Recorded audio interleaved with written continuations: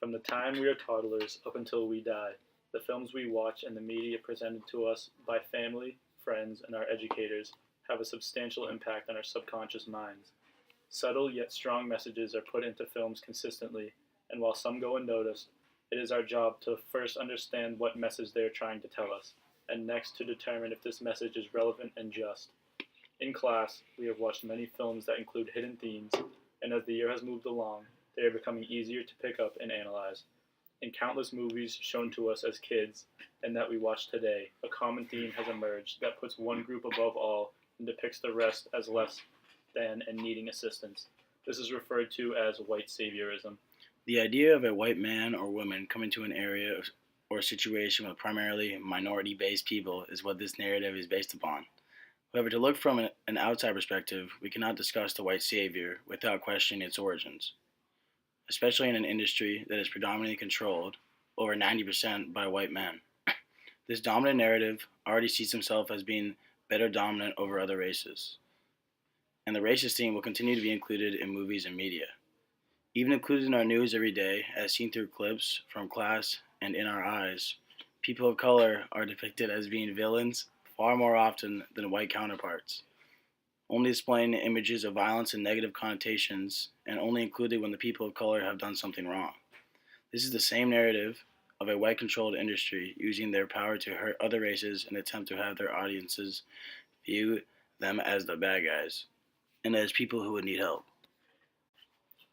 Freedom Writers and Dangerous Minds show us a common theme, and both include messages about white saviorism. The basic plot of both stories is a group of troubled high school teens who do not necessarily care about their schoolwork and will be lost in the classroom.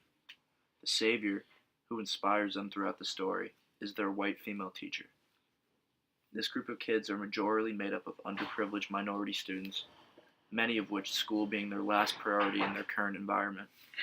Their futures would have been at stake had their savior had not come into their school. And whether through chance or by fate, they are fortunate to have someone look out for them and actually care about them. In Freedom Writers, Erin Gruwell has a class of diverse students who are at war with each other because of their race. Erin has her class write in journals about the hardships that they had to face in their recent lives. They begin to care more about their schoolwork and eventually graduate, even though it was doubtful they ever would. Without their teacher coming in to save the day, who knows where all of these students would have ended up.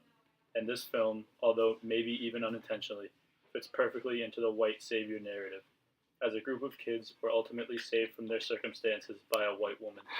In the film Dangerous Minds, Luann Johnson is a former Marine and is in a similar situation to Freedom Writers.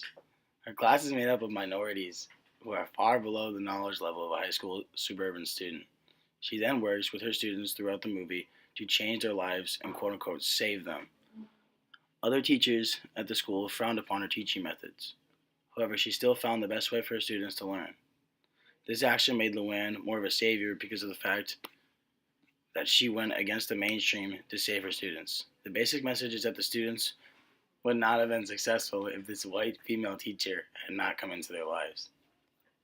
White saviorism, as explained in the article Oscar Loves a White Savior, states, African American characters do almost nothing but passively wait for white men to liberate them.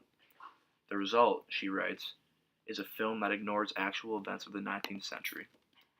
It helps perpetuate the notion that African Americans have offered little of substance to their own liberation. The films we have watched in class, in addition to renowned movies such as The Blind Side and even Avatar, are famous, yet include subtle messages of a stereotype far too frequent in films, a white person being needed to help people of color.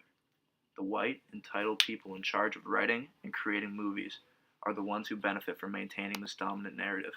The people of color are hurt as they are falsely portrayed as unable to help themselves, as lesser than their saviors, and as overall less intelligent and capable race.